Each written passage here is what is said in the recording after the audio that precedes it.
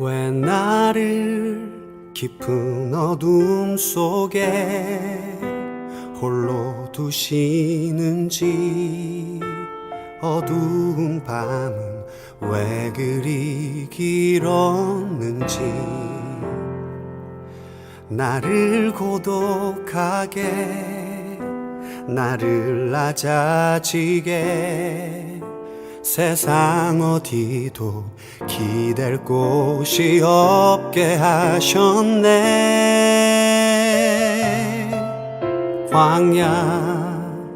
광야에 서 있네.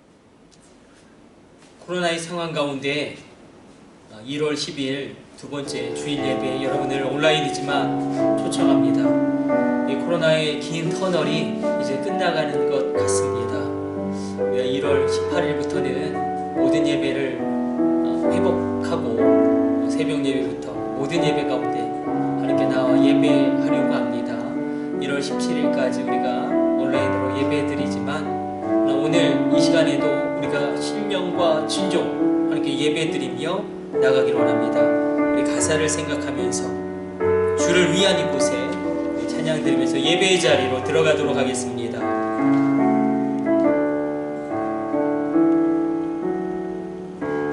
주를 위한 이곳에 예배하는 자들 중에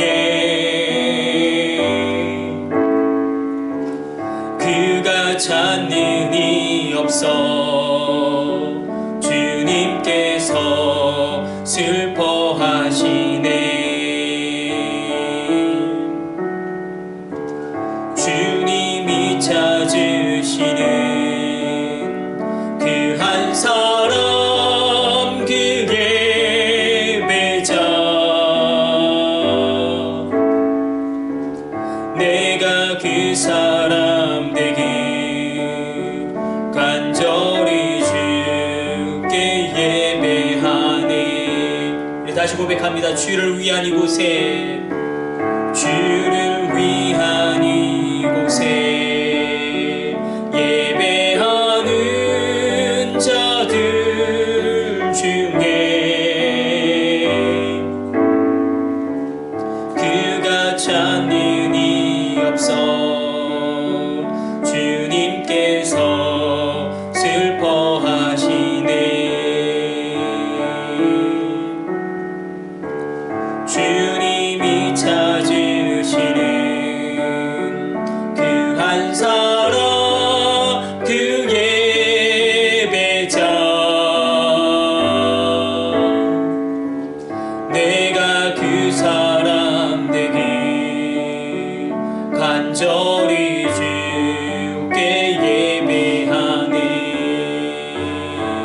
주 은혜로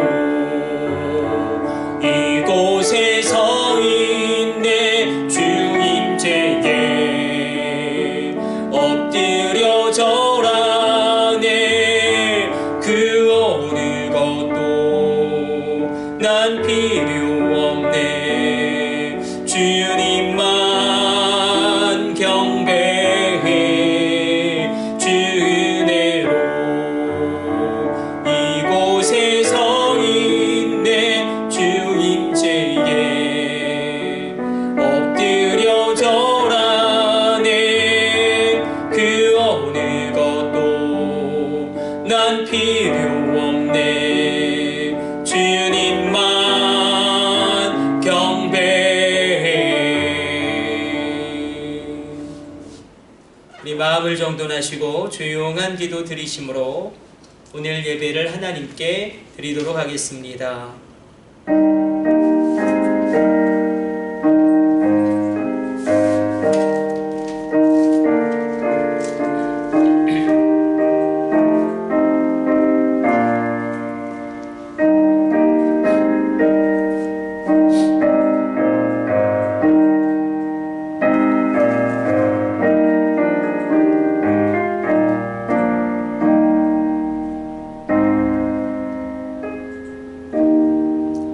오라, 우리가 여호와께로 돌아가자.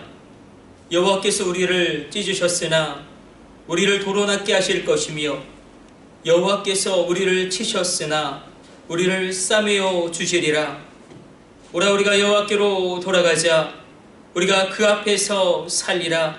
하나님, 오늘 이 예배를 온전히 흠양하여 주시고 우리를 회복시키시는 주님의 은혜를 받아 누리게 하여 주옵소서. 이 모든 것을 우리 주 예수님의 이름으로 기도드립니다. 아멘. 우리 온라인이지만 다 같이 일어나셔서 경배 찬송 27장 찬송 드리도록 하겠습니다.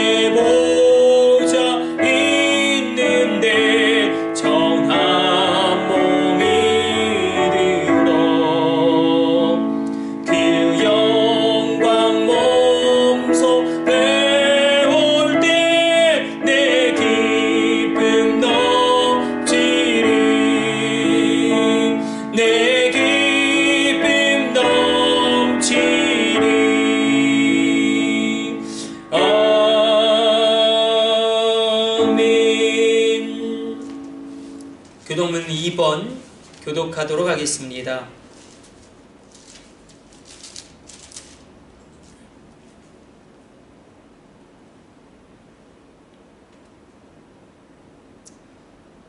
어찌하여 이방 나라들이 분노하며 민족들이 헛된 일을 꾸미는가? 세상의 군왕들이 나서며 관원들이 서로 꾀하여 여호와와 그의 기름 부은 발을 받은 자를 대적하며 우리가 그들의 맨 것을 끊고 그의 결박을 벗어버리자 하는도다.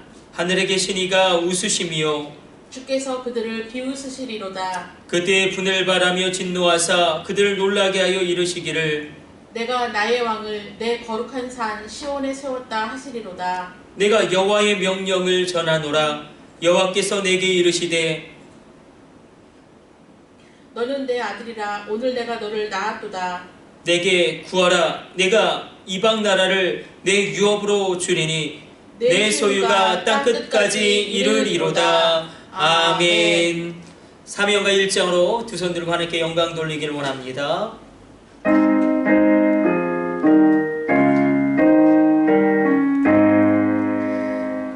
만복의 근원 하나님, 온 백성 찬송 드리고 저 천사여 찬송하세. 찬송 성금 성자 성령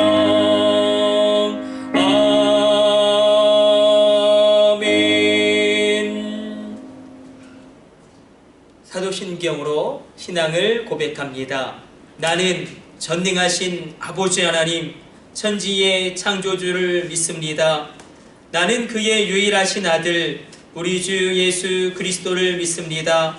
그는 성령으로 잉태되어 동정녀 마리아에게서 나시고 본디오 빌라도에게 고난을 받아 십자가에 못 박혀 죽으시고 장사된 지 사흘 만에 죽은 자 가운데서 다시 살아나셨으며 하늘에 오르시어 전능하신 아버지 하나님 우편에 앉아 계시다가 거기로부터 살아있는 자와 죽은 자를 심판하러 오십니다. 나는 성령을 믿으며 거룩한 공교회와 성도의 교제와 죄를 용서받는 것과 몸의 부활과 영생을 믿습니다. 아멘. 우리 앉으시고 서승현 장로님 대표 기도해 주시겠습니다. 기도드리겠습니다. 지금까지 우리들의 연약한 삶을 지켜주시옵고 이끌어주신 거룩하신 하나님 아버지, 하나의 풀림만도 못한 저희들을 귀히 사용하여 주시고 자녀까지 삼아 주시니 감사를 드립니다. 아멘. 이 시간 신령과 진정으로는 드리는 이 예배를 기쁘게 받아 주시옵소서. 아멘. 주님, 지금 코로나19라는 전염병 때문에 이 나라는 물론 세계가 힘들어하고 있습니다. 아버지. 많은 사람이 생명을 잃고 삶의 푯대를 잃어가는 지금 저희들을 불쌍히 여겨 주시옵고 용서하여 주시옵소서. 아멘. 특별히 이 민족에게 1885년 4월 5일 선교의 문을 열어주심을 감사합니다. 벌써 135년이라는 세월이 흘렀고 많은 격동의 시기가 지나갔습니다. 아버지. 일제의 식민 통치가 있었고 6.25라는 엄청난 동족상계의 비극이 있었지만 하나님의 깨우침으로 기도의 사명으로 지금까지 지내왔습니다. 메마르고 가난한 이 땅의 복음을 신고 머지않아 은총의 땅이 되리라는 그 기도, 70년 80년대 새벽기도의 역사가 이루어졌고 이 척박한 땅에 성령의 역사가 일어나 주신 축복 저버리지 않도록 저희들을 인도하여 주시옵소서. 아멘.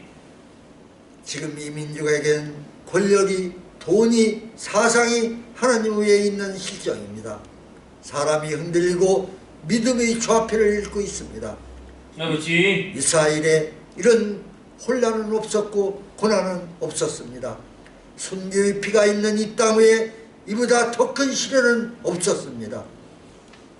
예배당은 많은데 예배 드릴 곳이 없습니다. 사명을 감당해야 되는데 외칠 곳이 없습니다. 아버지. 하나님 용서하여 주시옵소서. 이 어려운 시기에 이 아름다운 땅을 새로운 부흥의 불씨를 일으킬 수 있도록 허락하여 주시옵소서. 아멘. 영광스러운 교회의 고난을 포기할 수 없는 이 시대의 지상 명령입니다. 우리 기도요, 우리 믿음이요, 우리 하나님에 대한 사랑입니다. 아버지. 우리를 사용하여 주시옵소서.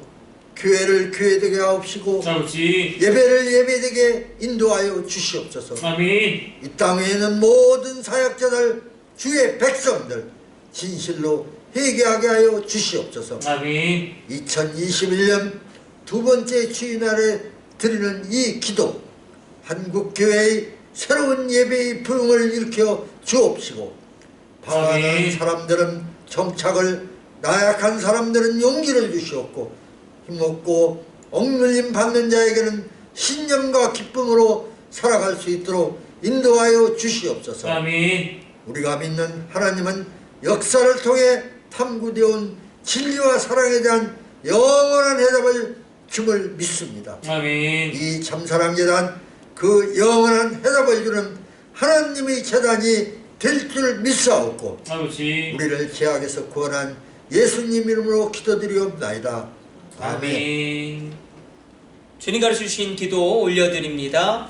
하늘에 계신 우리 아버지, 아버지의 이름을 거룩하게 하시며 아버지의 나라가 오게 하시며 아버지의 뜻이 하늘에서와 같이 땅에서도 이루어지게 하소서. 오늘 우리에게 일용할 양식을 주시고 우리가 우리에게 잘못한 사람을 용서하여 준 것 같이 우리 죄를 용서하여 주시고 우리를 시험에 빠지지 않게 하시고 악에서 구하소서. 나라와 권능과 영광이 영원히 아버지의 것입니다. 아멘.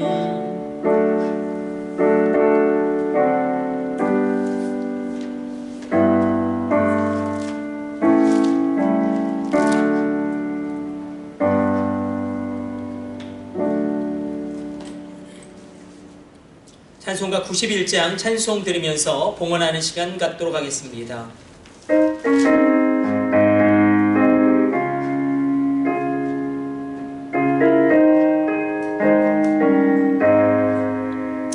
슬픈 마음 있는 사람 예수 이름 믿으면 영원토록 변함없는 기쁜 마음 얻으리.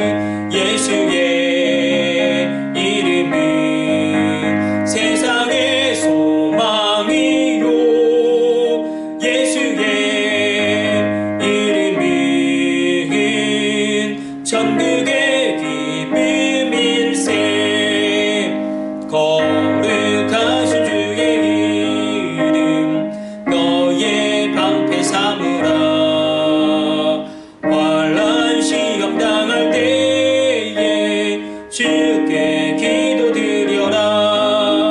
예수의 이름은 세상의 소망이요 예수의 이름은 천국의 기쁨일세. 존귀하신 주의 이름 우리 기쁨 되도다. 주의 품에 안길 때에 기뻐 찬송 부르리. 예수의 이름은 세상의 소망이요 예수의 이름은 천국의 기쁨일세. 우리 갈 길 다가무 예 보좌 앞에 나가 왕의 왕께 경배하며 면류관을 드리리. 예수의 이름은 세상의 소망이요 예수의 이름은 천국의 기쁨일세. 예물 위해서 기도하겠습니다. 하나님, 주님 앞에 나올 때에 귀한 주일 헌금으로 주정 헌금으로 예물을 드린 손길과 가정들이 있습니다. 이 귀한 예물 온전히 흠양하여 주시고 아름답고 놀랍게 사용하여 주옵소서. 주님, 온전한 11조를 구별하여 드림으로 신앙을 고백하며 나가는 손길과 가정들이 있습니다. 이 귀한 11조를 드린 손길과 가정들을 기억하여 주사 물질로 인하여 근심하지 않게 하여 주시며 하늘의 원천의 복과 땅의 기름진 복을 받아 누리는 복의 근원 되게 하여 주옵소서. 열국 가운데 열방 가운데 축복의 물줄기를 흘려보내는 귀한 하나님의 복음의 통로로 축복의 통로로 이 11조를 드린 손길과 가정들을 사용하여 주옵소서. 주님, 감사할 것이 있어 감사의 예물을 드립니다. 기도의 제목을 담아 간절한 마음으로 예물을 드리는 손길 가정들이 있습니다. 주님, 이 간절한 기도에 응답하여 주시고 크고 놀라운 일을 이루어 주옵소서. 주님, 귀한 해외 선교의 예물 구별하여 드립니다. 하나님, 이 귀한 예물을 통하여 땅끝에 서 계신 선교사님들에게 귀한 물질의 씨앗 되어 땅끝으로부터 주의 교회가 재건되어지며 수많은 영혼 구원이 이루어지게 하여 주시고 그 놀라운 역사가 일어날 때마다 이 귀한 선교의 예물 드린 손길 가정들을 기억하여 주시며 그 자녀들을 권념하여 주옵소서. 주님, 귀한 방송 선교의 예물 구별하여 드린 손길과 가정들이 있습니다. 방송 전파를 타고 주님의 복음이 이 땅 구석구석 증거되어지며 놀라운 일들이 일어날 때마다 하나님, 이 귀한 방송 선교의 예물을 드린 손길과 가정들을 기억하여 주시고 놀라운 일을 그 자녀들에게 행하여 주옵소서. 주님 앞에 일천번째 예물 구별하여 드린 손길 가정들이 있습니다. 귀한 예물 온전히 흠양하여 주시고 아름답게 연락하여 주옵소서. 우리가 무엇이간데 주님께 드릴 것이 있겠습니까? 이 모든 것이 주님께로부터 왔사온즉 주님께 되돌려 드림이 합당하도소이다. 이 모든 것을 우리 주 예수님의 이름으로 축복하며 기도드립니다. 아멘. 오늘 우리에게 주시는 하나님의 말씀은, 여러분 속해 별로 성경 잘 읽고 계시죠? 로마서의 말씀 어떻게 이번 주에 잘 읽으셨습니까? 쓰셔도 되는데 잘 쓰고 계십니까? 아니면 그 말씀을 선포하시고 그것을 녹음하셔서 이렇게 속해별로 카톡방에 올리셔도 됩니다. 오늘 우리가 계속 하나님께서 주신 말씀, 이 말씀의 선포와 이 성경의 필사에 대하여 우리가 두 번째로 나눌 말씀은 바로 잠언 18장 21절의 말씀입니다. 잠언 18장 21절의 말씀으로 말한 대로 된다라는 제목으로 하나님 말씀 함께 나누기를 원합니다. 우리 잠언 18장 21절 말씀 우리 같이 찾아서 합독해서 읽도록 하겠습니다. 죽고 사는 것이 혀의 힘에 달렸나니 혀를 쓰기 좋아하는 자는 혀의 열매를 먹으리라. 우리가 먼저 해야 될 게 있습니다. 이 말씀을 하나님 내게 주신 말씀으로 인정하는 겁니다. 이 말씀을 내게 주신 말씀으로 승복하는 겁니다. 우리가 하나님의 말씀에 대하여 신년벽부터 주시는 말씀이 있습니다. 참 많은 일들이 일어나고 있습니다. 여러분들 이 정인이 사건을 언론을 통하여 다 접하셨을 겁니다. 목회자의 한 사람으로 이 정인이의 양부모가 바로 목사님의 따님이었고 그런 것들을 바라보면서 목회자의 한 사람으로서 여러분들에게 참 죄송하고 송구하다는 말씀을 드립니다. 코로나의 상황이 길어지면서 한국교회를 향하여 하나님의 그런 어떤 경고가 계속되어지는 것 같습니다. 한국교회 민낯이 여실히 드러나고 있는 건 아닌지 우리가 다시 한번 회개의 자리로 올라가기를 원하고, 특별히 이런 상황 가운데 코로나가 얼마나 심각합니까? 또 우리의 자녀들의 교육이 얼마나 심각합니까? 또 한국교회가 당하고 있는 이 엄청난 위기 가운데 우리가 하나님이 주신 말씀 정중하기를 원합니다. 바로 잠언의 말씀을 우리에게 주십니다. 오늘 하나님의 한 가지를 끊임없이 우리에게 요구하시고 말씀 가운데 도전하신 것이 무엇이냐면 바로 너의 말을 변화시키라 라는 것입니다. 나의 말을 변화시키라는 것. 자, 제 손가락을 한번 보세요. 하나님의 복음을 우리가 받아들이고 구원을 이루고 성화를 향하여 달려갈 때에 반드시 예수를 믿은 자에게는 세 가지의 변화가 일어나야 합니다. 우리가 성화를 향하여 달려갈 때에 물론 코로나도 재앙이고 질병도 재앙이고 그리고 우리의 경제적인 위기도 재앙이겠지만 그것보다 더 큰 재앙은 예수를 믿었음에도 불구하고 변화된 것이 없다. 이것처럼 큰 재앙이 어디 있겠습니까? 이것처럼 큰 비극이 어디 있겠습니까? 여러분들을 축복합니다. 예수를 믿으셨다면 변화됨이 있으시기를 축복해드립니다. 우리의 그 변화됨의 과정을 달려가면 이 성화를 우리가 세 가지로 확인할 수 있습니다. 나에게 믿음의 말이 있느냐?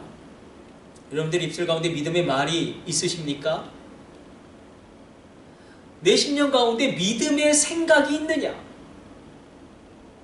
내 삶 가운데 믿음의 행동이 있느냐? 여러분, 말과 생각과 행동, 여러분들에게 믿음의 말이 있고 여러분들 안에 믿음의 생각이 있고 여러분들 안에 믿음의 행동이 있으시기를 축복해 드립니다. 하나님은 그런데 말을 먼저 변화시켜라 우리에게 말씀하고 강력하게 도전하신 것입니다. 하이데거를 시작으로 비트겐슈타인을 포함한 많은 언어 철학자들이 이런 사상을 전개했습니다. 나의 언어의 한계는 바로 내 삶의 한계를 의미한다. 그런 의미죠. 인간이라는 존재는 자기가 만든 언어라는 그 존재의 지배에 갇혀 산다는 것입니다. 쉽게 말하면 우리는 우리가 하고 있는 말 이상의 삶을 살 수 없다는 것입니다. 내가 하고 있는, 내가 구사하고 있는 언어 이상의 삶을 우리가 살 수가 없다. 우리가 사용하고 구사하는 언어 이상의 사고를 할 수 없다. 근데 언어 철학자들의 이런 이야기를 우리가 나누기 전에 이미 이런 사상이 전개되기 수천 년 전에 하나님은 말의 힘을, 그 혀의 권세를, 죽고 사는 권세가 여기 있음을 밝히 말씀하고 있습니다. 무언가 나의 삶의 변화가 일어나기를 원하신다면 말과 생각과 행동, 이 부분에서 변화가 일어나야 합니다. 특별히 말이 변하면 생각이 변합니다. 생각이 변하면 행동이 변합니다. 반대일 수도 있겠죠. 그러나 여러분들 한번 제가 질문 드려보겠습니다. 말을 바꾸는 게 쉬울까요? 생각을 바꾸는 게 쉬울까요? 행동을 바꾸는 게 쉬울까요? 여러분들은 어떠십니까? 어떤 것을 바꾸는 게 쉬울 것 같습니까? 생각을 바꾸는 건 생각보다 어렵습니다. 잘 바뀌지 않아요. 나의 행동이 변화된다. 나의 행동을 변화시킨다. 그것도 참 어렵습니다. 그러나 내 의지만 있으면 내 말은 얼마든지 바꿀 수가 있습니다. 마치 여리고성 7바퀴 돌고 여리고야 무너져라 이스라엘 백성들이 외쳤을 때에 여러분 정말 그들의 마음의 생각 가운데 저 여리고성이 무너질 거야, 그런 믿음의 생각이 있었을까요? 이스라엘 백성들이 여리고성을 7바퀴 돌고 여리고야 무너져라 외쳤을 때에 정말 그들의 마음 가운데 저 여리고성은 우리가 이렇게 외치면 무너진다라는 믿음의 생각이 있었을까요? 아니요. 어떻게 알 수 있습니까? 하나님은 침묵 명령을 내리십니다. 여리고성을 돌 때, 7바퀴를 돌 때 너희 아무런 말도 하지 마. 왜 그렇습니까? 부정적인 말들을 그들이 할까봐. 야, 우리가 이렇게 여리고성을 돈다고 여리고가 무너지겠어?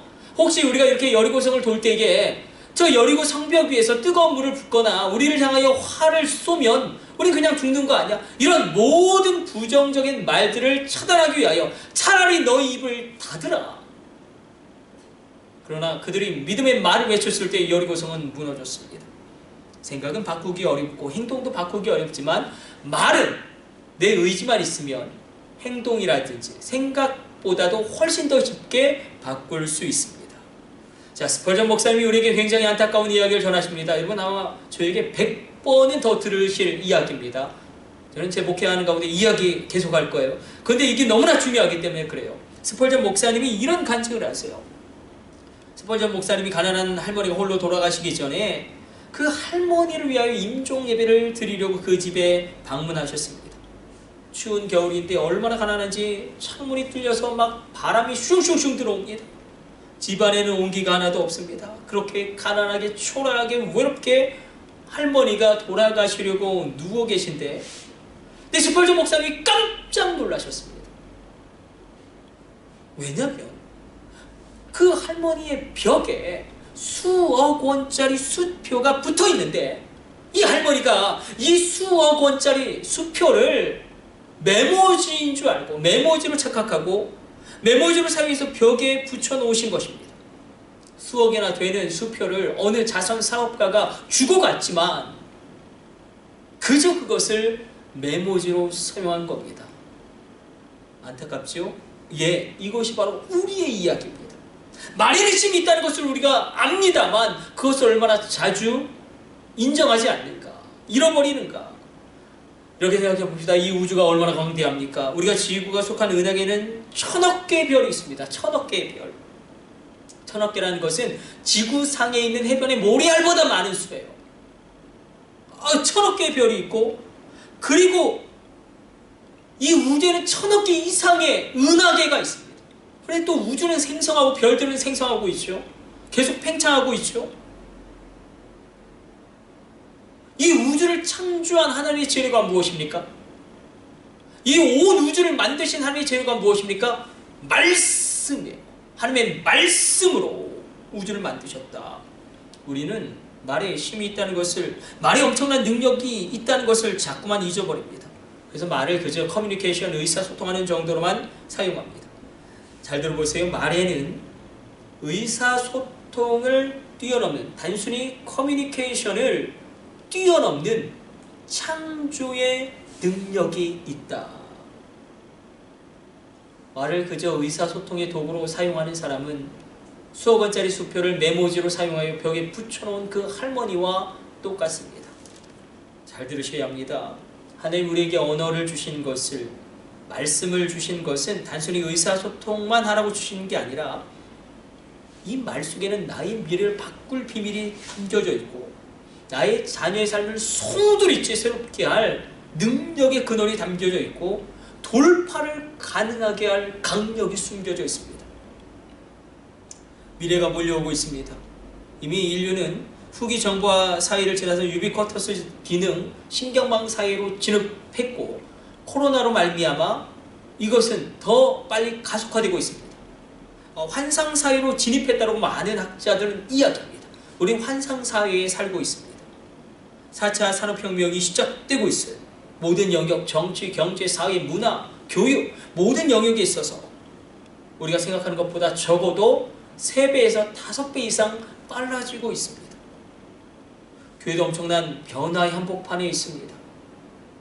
그러나 그럼에도 불구하고 내 삶을 변화시킬 능력의 근원은 내 말 속에 있다. 그러므로 믿음의 말을 선포하시면 믿음의 생각이 일어나게 될 줄로 믿습니다.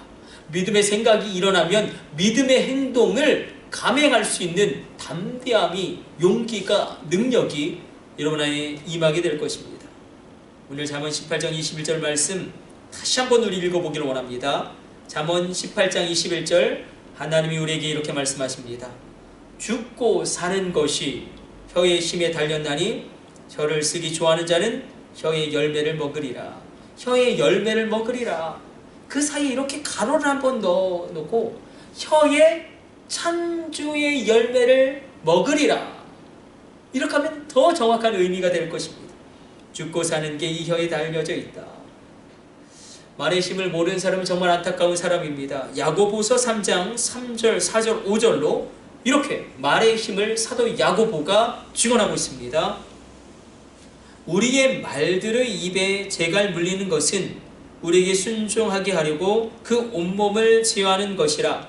또 배를 보라. 그렇게 크고 광풍에 밀려가는 것들을 지극히 작은 키로써 사공의 뜻대로 운행하나니 이와 같이 혀도 작은 지체로되 큰 것을 자랑하도다. 보라, 얼마나 작은 불이 얼마나 많은 나무를 태우는가. 오늘 말씀을 보니까 이렇게 나오죠. 조그만한 재갈이 있다. 조그만한 재갈이 말을 움직인다. 조그만한 키가 큰 배를 움직인다. 작은 불이 큰 산을 태운다. 무엇을 이야기합니까? 작은 것이 큰 것을 지배한다. 작은 것이 큰 것을 이끌어간다. 작은 것이 큰 것을 움직인다. 여러분, 작은 혀가 큰 일을 이루게 됩니다. 한번 믿음으로 고백해 봅시다. 저를 따라서 믿음으로 고백해 봅시다. 말한 대로 된다. 그러므로 안 될 것을 찾지 마시고 될 것을 찾으십시오. 안 된다고 말하지 마시고 될 것을 찾아 그것을 말씀하십시오. 김인중 목사님, 제가 세미나 가운데 들은 이야기 중에 아주 지금도 뇌리에 남아있는 그런 김인중 목사님이 하신 말씀이 생각납니다. 어떤 목사님이 자기 교회 장로님이 자기를 너무 괴롭혀서 너무 힘들다고 그 괴로움을 토로합니다. 그래서 대본에 김인중 목사님이 뭐라고 말씀하시냐면, 그분 바뀔 수 있다. 그 인간 변화될 수 있다. 안 될 것을 찾지 말고 될 것을 찾아봐라. 여러분, 안 될 이유를 찾지 마시고 될 이유를 찾으십시오. 안 될 이유를 말하지 마시고 될 것을 말하십시오. 인생은 말의 열매를 먹는다라고 오늘 본문은 증언합니다. 자, 그렇죠. 누에고치는 자기의 입에서 내뿜는 그 실로 자신의 집을 짓고 삽니다. 우리도 마찬가지입니다. 사람은 자신의 입에서 나오는 그 말을 통하여 인생의 집을 짓고 삽니다. 말한 대로 됩니다. 더 정확하게는 말한 대로 살게 됩니다. 말한 대로 살게 된다. 성경적인 표현으로 선포한 대로 이루어진다. 말씀을 선포하면 말씀을 이루게 된다. 그래서 말은 자기 자신을 향한 예언이 됩니다. 내 말은 나의 인생을 향하는 나의 예언이 된다. 그럼 우리가 한번 더 깊이 들어가 봅시다. 자, 우리의 말에는 왜 권세가 있는가? 왜 능력이 있는가? 왜 강력한가? 두 가지 이유 때문에 성경은 우리의 말이, 우리 입술에 권세가 있음을 증언합니다. 그 첫 번째는 하나님의 맹세 때문이에요. 하나님의 맹세, 하나님의 언약의 맹세. 두 번째 이유는 예수 그리스도의 십자가의 보혈의 능력 때문입니다. 잘 들으셔야 합니다. 그리고 제가 앞으로 달려나갈 목회 여한이 30년 남았지만 끊임없이 정말 잃어버릴 만하면 또 이야기하고 여러분들이 망각할 만하면 또 설교할 터인지 계속 듣게 되실 말씀이기도 합니다. 우리의 말에, 혀에 왜 권세가 있냐면 두 가지 때문이에요. 하나님의 맹약, 맹세와 언약 때문에. 하나님이 우리의 말을 들으신다. 하나님은 나의 말을 들으신다. 어디에 써 있습니까? 민수기 14장 27절로 28절까지 이렇게 기록되어져 있습니다. 나를 원망하는 이 악한 회중에게 내가 어느 때까지 참으랴? 이스라엘 자손이 나를 향하여 원망하는 바 그 원망하는 말을 내가 들었노라. 그들에게 이르기를 여호와의 말씀에 내 삶을 두고 맹세하노라. 너희 말이 내 귀에 들린 대로 내가 너희에게 행하리라. 너희의 말이 내 귀에 들린 대로 내가 너희에게 행하리라. 이스라엘 백성들은 끊임없이 원망하고 불평합니다. 우리가 차라리 이 광야에서 죽었으면 좋았을 것을. 그렇게 말한 사람들은 모두가 그들의 말한 대로 광야에서 죽었습니다. 그러므로 우리는 광야에 있을 때 특별히 더 기도해야 합니다. 하나님, 내 입술에 파수꾼을 세워 주옵소서. 광야는 괴로운 땅입니다. 모든 게 말라 비틀어지는 땅입니다. 감정도 말라 비틀어집니다. 부부 관계도 말라 비틀어집니다. 인간 관계도 다 말라버립니다. 나의 감정도 다 말라버립니다. 나의 돈줄도 마릅니다. 모든 게 다 말라버린 이 광야에 있을 때에 오히려 여러분은 빛을 발하십시오. 빛이 있다고 선포하십시오. 어둠아 떠나가라 선포하십시오. 하나님이 성경에서 잘 들어보세요. 최초로 하신 말씀이 무엇이냐? 이게 중요한 거예요. 하나님이 성경에서 최초로 하신 말씀이 무엇이냐? 무엇입니까? 무엇이죠? 빛이 있으나. 하나님 혼돈하고 공허하며 흑암이 깊음이 있는 그 상황 가운데 빛이 있으라 선포하십니다.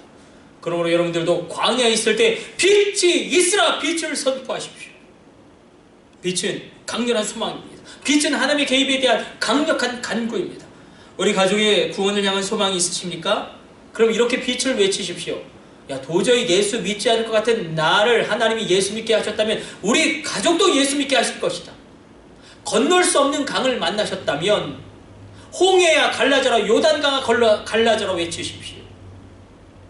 자꾸만 길이 막히시면 큰 산아 내가 무엇이냐, 내가 스룹바벨 앞에서 평제가 되리라. 정말 믿음으로 말씀을 선포하십시오. 어둠 속에 갇혀 살지 마시고 어둠은 떠나가라. 주여, 내가 이 어둠 가운데 자유하기를 원하나이다. 믿음으로 선포하십시오. 질병으로 신음하고 계시다면 난 예수 피로 치유받았다 외치십시오. 우리 오랜만에 한번 믿음으로 선포해 봅시다.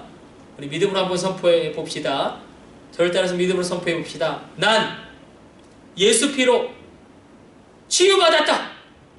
우리 한 번만 더 믿음으로 고백해 봅시다. 난 예수 피로 자유한다. 여러분, 고난 가운데 계십니까? 고난이 있지만 더 큰 은혜가 예비되었다 선포하십시오.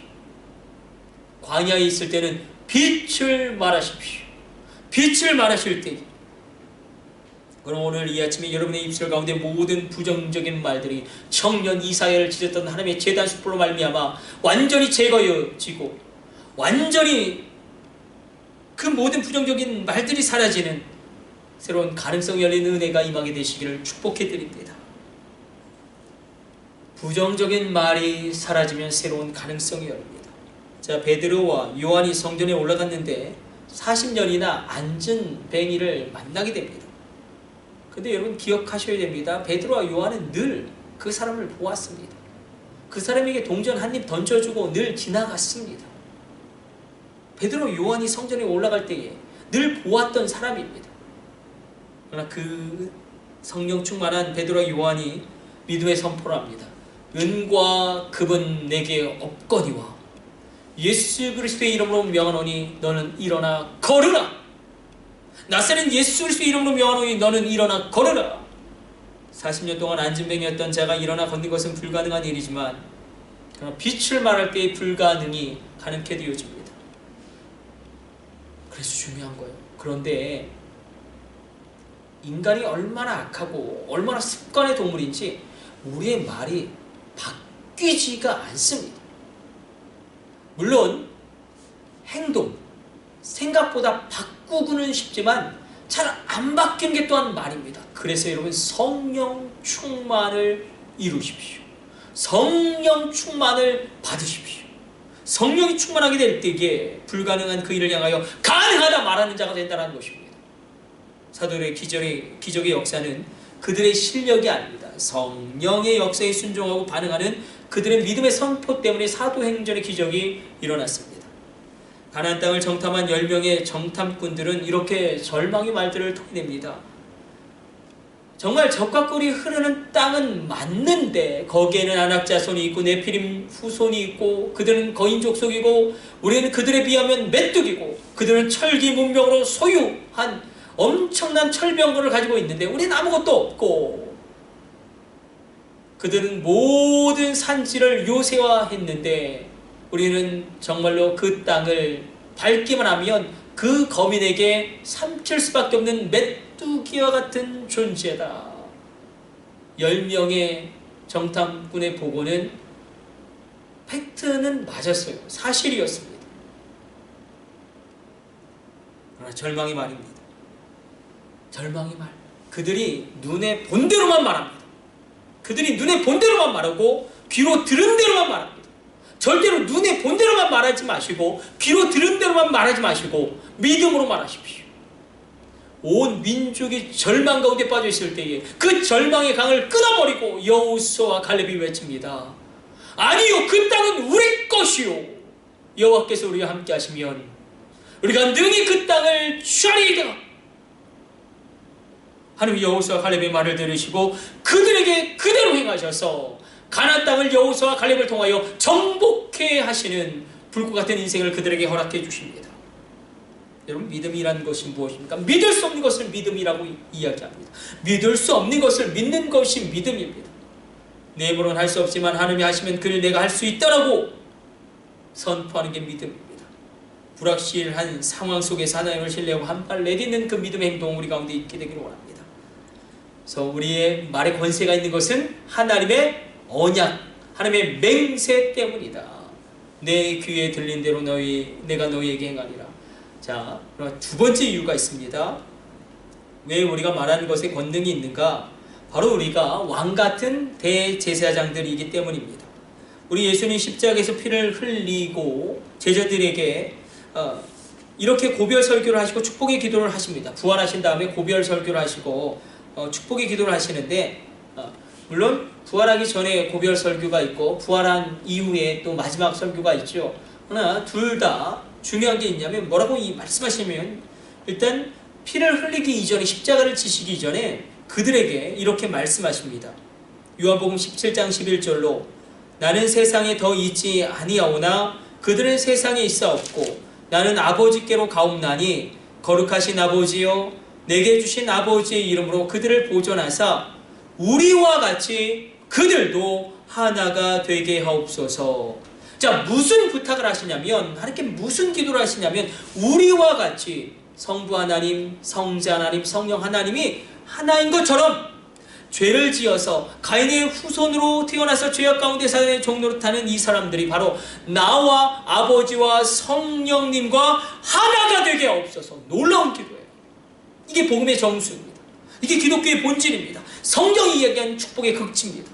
성부 하나님, 성자 예수님, 성령 하나님과 내가 하나가 된다.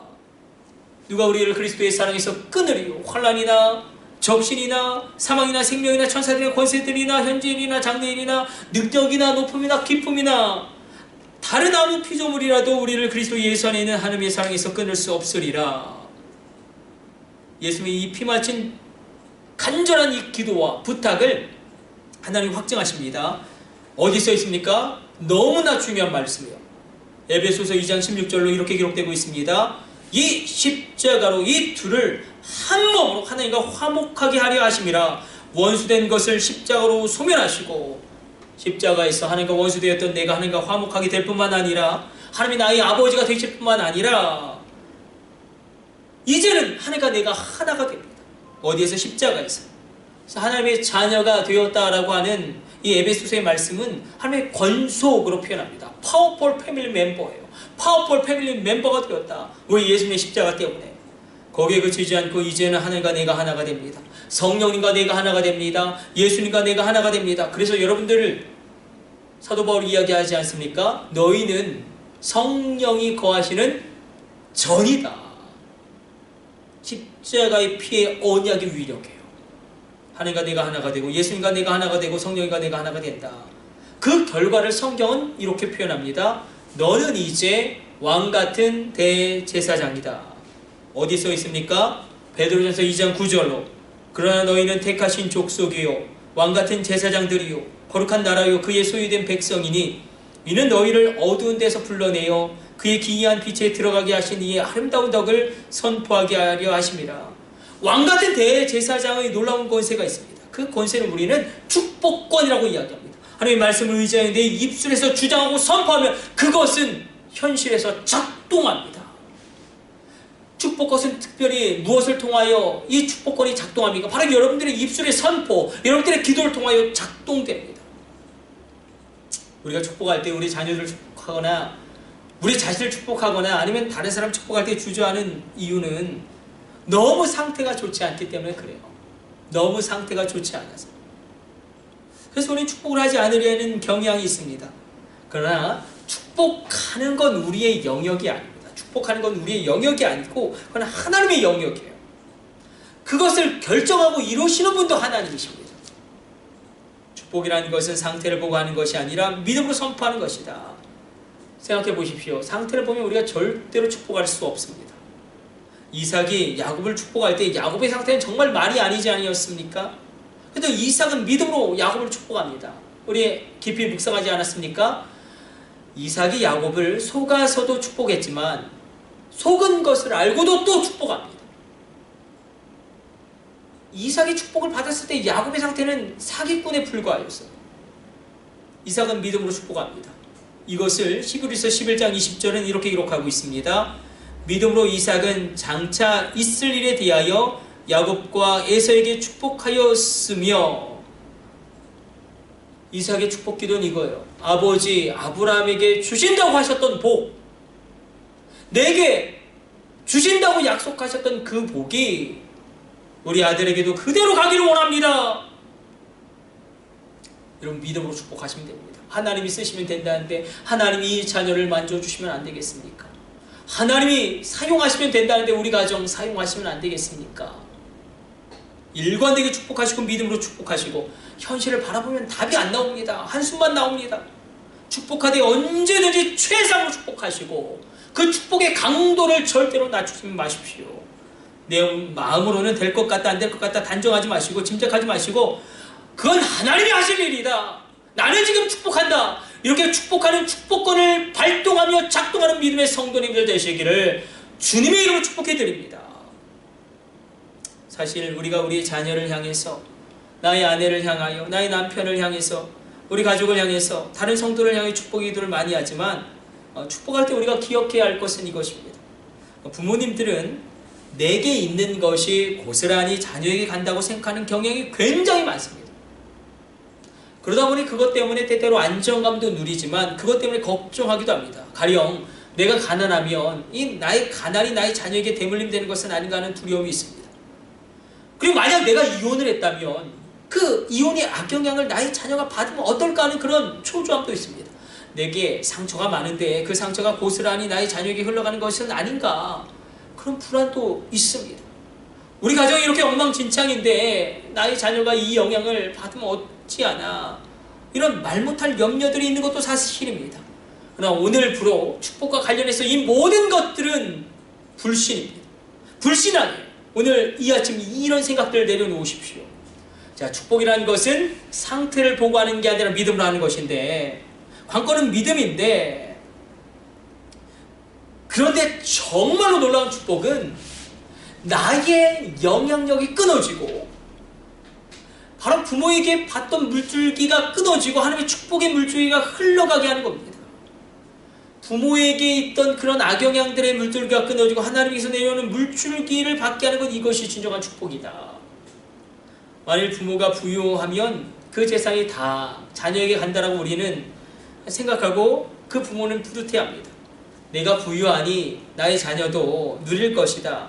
나 이것이 얼마나 위험천만한 생각입니까? 그 부유함이라는 물줄기는 언제든지 끊어질 수밖에 없습니다.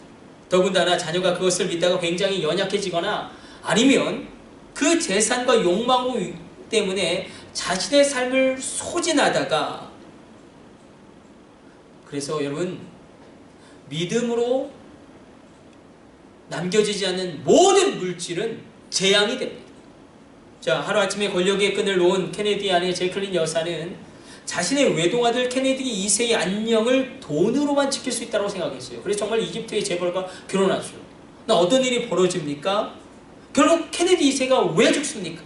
그 엄청난 유산으로 자동차 비행기를 사서 그 엄청난 유산으로 그렇게 사치하다가 자동차 비행기 사고로 급사한 것이 아니겠습니까? 의미 없는 재산은 반드시 자녀에게 재앙이 되고 맙니다. 주님, 저의 영향력으로 나의 자녀가 사는 게 아니라 하나님의 영향력 아래서 나의 자녀가 살아가게 하여 주옵소서. 반대도 마찬가지예요. 내가 가난하고 내가 어려우니 나의 자녀도 가난할 것이다. 그래서 자녀들을 보면 안쓰럽고 죄책감이 들고 미안합니다. 그러나 그 생각도 오늘 이 아침에 우리가 끊어내야 합니다.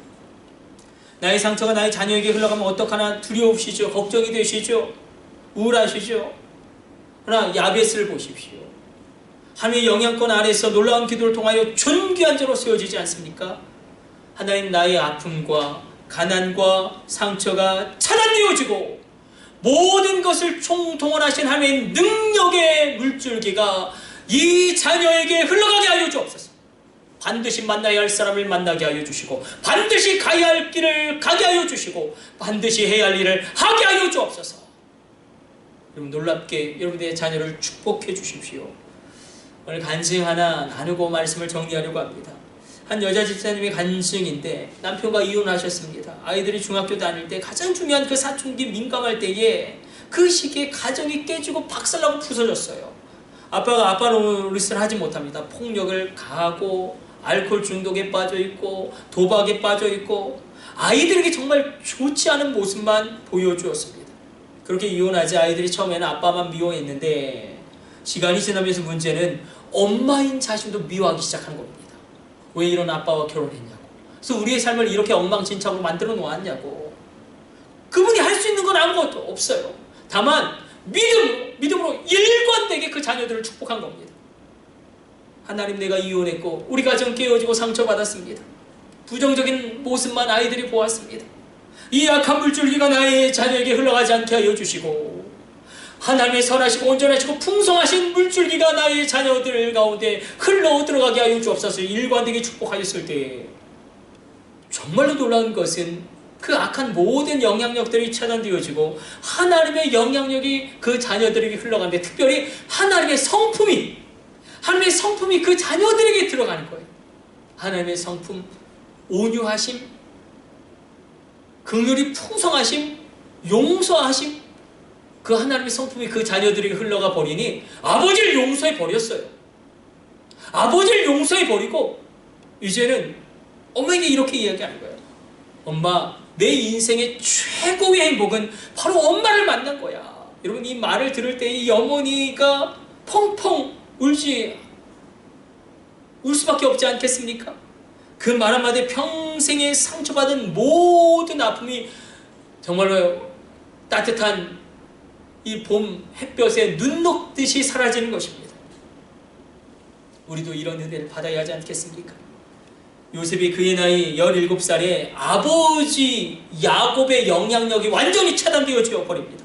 애굽에 끌려가 종이 되고 죄수가 됩니다. 그러나 역설적으로 하나님의 영향력 아래 있게 됩니다. 자, 보십시오. 야곱을 떠나 야곱의 영향력을 벗어나 하나님의 영향력 아래 있었던 요셉이 있고, 나머지 11아들은 아버지 야곱의 영향력 아래 있습니다. 그럼 누가 고대근동을 기근으로부터 구원하실 하나님의 비전을 이룹니까? 그렇죠, 요셉이죠. 누가 더 강력하게 쓰임받습니까? 그렇죠, 요셉이죠. 그러므로 여러분, 여러분의 자녀들을 하나님은 요셉처럼 사용할 것을 믿어 의심치 않습니다. 말씀을 정리합니다. 그러므로 하나님의 맹세가 있다. 예수 그리스도의 보혈의 능력으로 말미암아 우리가 왕같은 대제사장이 됩니다. 그러므로 여러분, 광야에 계실 때 빛을 말하십시오. 광야에 있을 때 빛을 말하십시오. 그리고 축복을 선포하시는 신실한 주의 백성 되시기를 다시금 주님의 백성들에게, 여러분들에게 축복해 드립니다. 우리 기도하겠습니다. 하나님 감사합니다. 오늘 주의 말씀 묵상하였습니다. 내 입술에 파수꾼을 세워주시고 놀라운 하나님의 역사를 이루어 주옵소서. 권능으로 함께 동행하여 주옵소서. 하나님의 맹세가 있음을 내 귀에 들린 대로 내가 너희에게 행하리라. 또한 예수님의 십자가의 보혈의 능력으로 말미암아 우리가 왕같은 대제사장이 되어 우리가 말씀을 선포하며 기도할 때에 그 말씀이 현실로 이루어질 줄로 믿습니다. 말한 대로 됨을 인정하게 하여 주시고 말한 대로 살게 됨을 기억하게 하여 주옵소서. 이 모든 것을 우리 주 예수님의 이름으로 기도드립니다. 아멘. 이제는 우리 주 예수 그리스도의 놀라운 구속의 은혜와 지극히 크신 하나님의 포기하지 아니하는 사랑하심과 성령님의 감동하시고 위로하심의 역사가 오늘 온라인으로 예배드리는 모든 심령들 하나하나, 그 가정 위에, 그 자녀들 위에, 그 기업과 일터 위에 이제부터 영원까지 함께 있을지어다. 아멘.